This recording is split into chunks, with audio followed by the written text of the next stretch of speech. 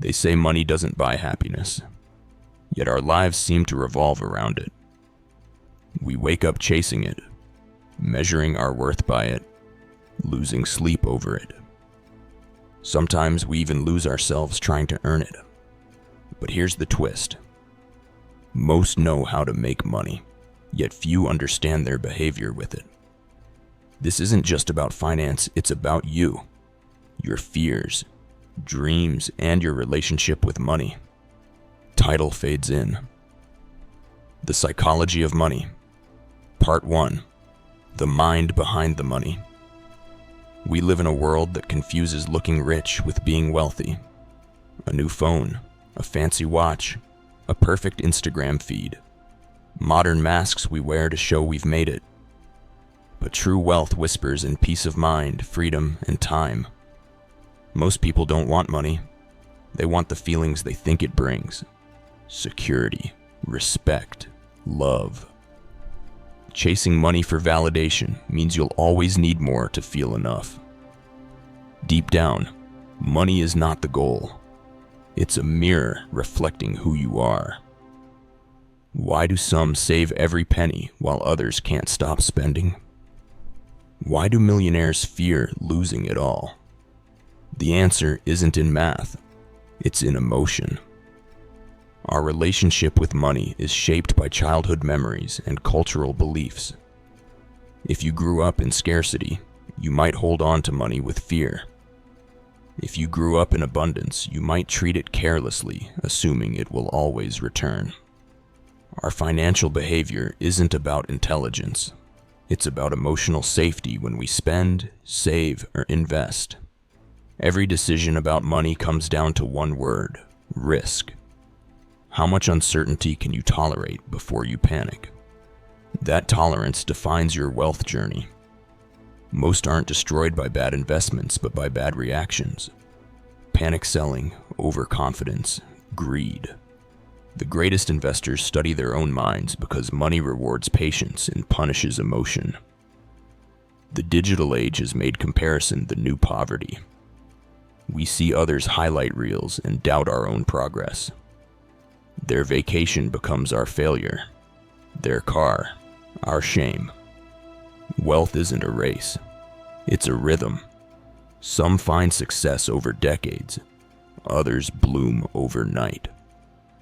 When you focus on someone else's money, you stop watering your own. The cure for financial anxiety isn't more money. It's clarity. Know what enough looks like for you, or the world will convince you it's always more. At its core, money is not just paper or numbers, it's energy. You exchange time, effort, and creativity for something that represents value. Like energy, it flows toward those who respect it, not worship it. Those who see money as a tool build wealth. Those who see it as a master become trapped by it. When you treat money as a reflection of purpose, not proof of worth, your relationship with it changes. The real power of money isn't in what it can buy.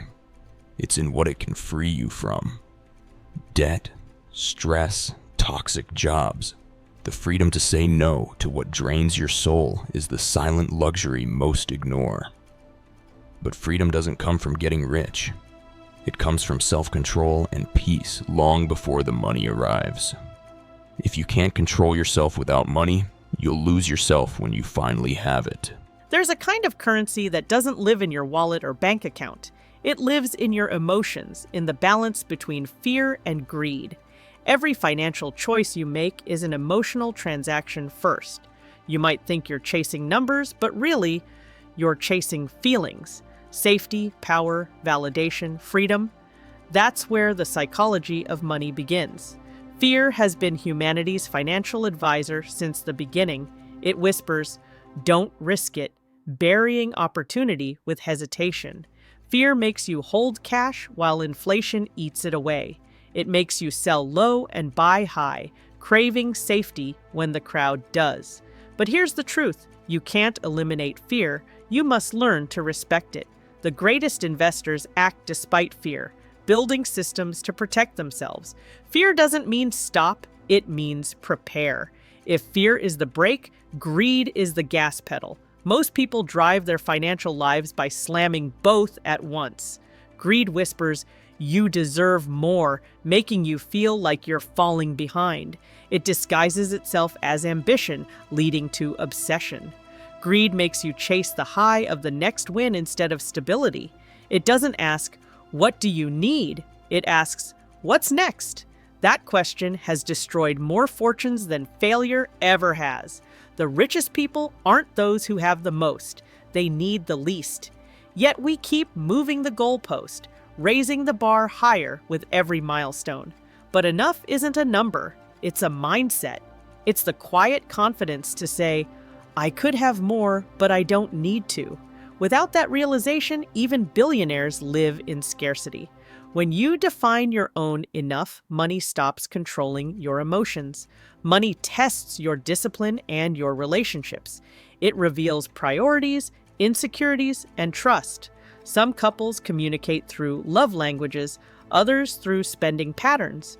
You'll know someone's mindset by how they react to money, not just how they talk about it. In good times, money brings comfort. In bad times, it reveals character. If you share goals and honesty, money becomes a tool for unity. If not, it becomes a weapon for blame. Wealth built alone can make you powerful, but shared wisely brings peace. Economies rise and fall, but the cycle of human emotion stays the same. Fear, greed, hope, regret, repeat. Every crash feels like the end. Every boom feels eternal, but both are illusions. The market doesn't remember your emotions. It rewards patience. Successful people don't predict cycles. They prepare for them. If you can master your emotions, you can master your money.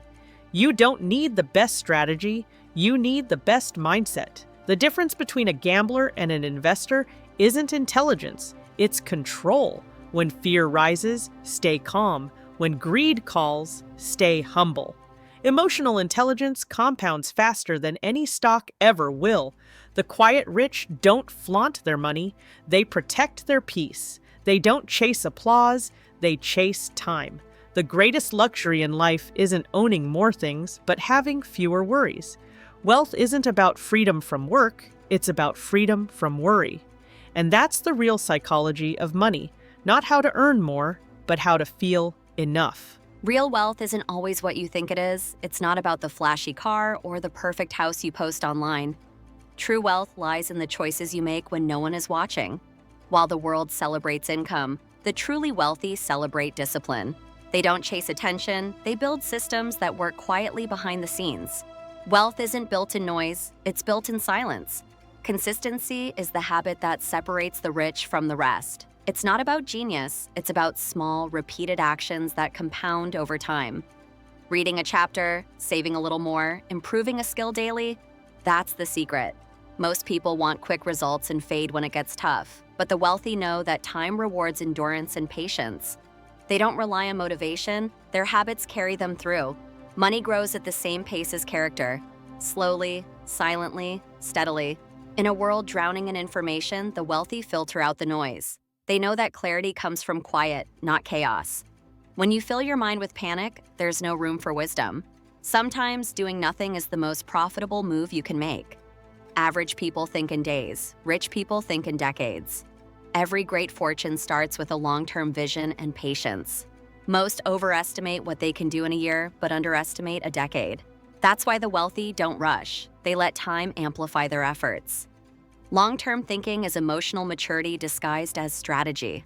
In a world addicted to instant gratification, waiting is a superpower. The wealthiest people rarely flaunt their riches. They value privacy. Attention can be a liability. It distracts from what truly matters.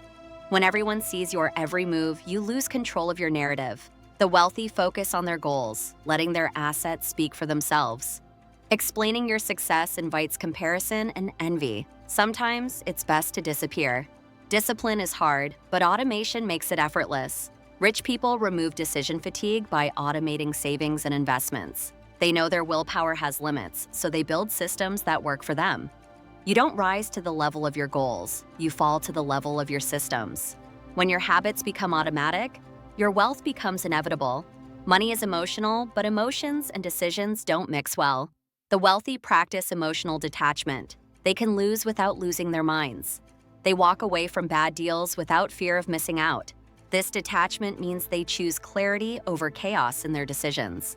When you stop making choices from anxiety, you start building real wealth. True wealth compounds not just in numbers, but in peace of mind. Desire builds dreams, but discipline builds empires. Every wealthy person started where you are, confused and uncertain. They decided to keep going when it got boring and stay quiet when tempted to boast. They remain patient while the world rushes past, knowing true wealth is a mindset. It's quiet, steady, and unshakable. We spend our lives chasing numbers, more income, more savings, more returns. But somewhere along the way, we forget to ask why. Why do we want more? Is it to feel safe, to feel free, to feel enough? Because the truth is, money doesn't make you wealthy. Understanding money does.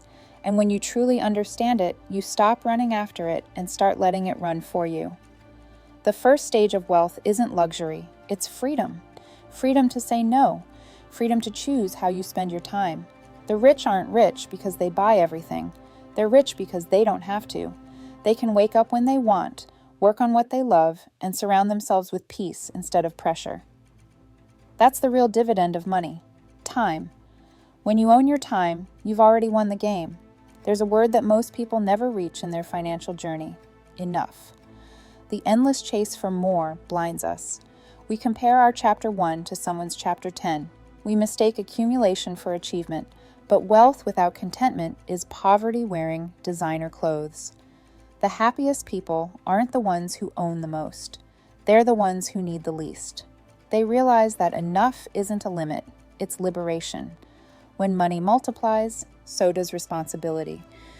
Wealth amplifies who you are, not who you pretend to be. If you're kind, money gives your kindness reach. If you're greedy, money fuels your greed. That's why the wealthy who last give back, not to be praised, but because they understand something deeper. Money is a tool, and tools are meant to build, not boast. The richest legacies are written in lives touched, not luxuries shown. Modern society runs on comparison. Every app whispers, "You're behind." Every post shouts, "Catch up." But the game of more has no finish line. There will always be someone richer, smarter, younger, flashier. The moment you measure yourself by others, you've already lost your freedom. The truly wealthy understand this. They step off the treadmill, stop chasing, and start choosing simplicity over spectacle, substance over status, peace over performance. At the end of every journey, money loses its meaning, but impact doesn't. You can't take wealth with you, but you can leave behind something far greater: a legacy. A child inspired by your discipline, a stranger helped by your generosity, a world slightly better because you cared. That's the final stage of financial wisdom, realizing that wealth isn't owned, it's stewarded. Money may fade, but meaning endures. True wealth doesn't shout, it breathes. It's not found in a mansion, it's found in a quiet mind. When you no longer wake up anxious about bills, when you no longer feel the urge to prove anything, that's when you've made it. You've reached the place where wealth and wisdom finally meet, where money serves you, not the other way around. Because at the end of it all, the goal was never just to make money, it was to make life meaningful. You began chasing money, but what you really wanted was freedom. You wanted to feel enough, to give, to rest. And now you understand, wealth is not what you hold, it's what you no longer need.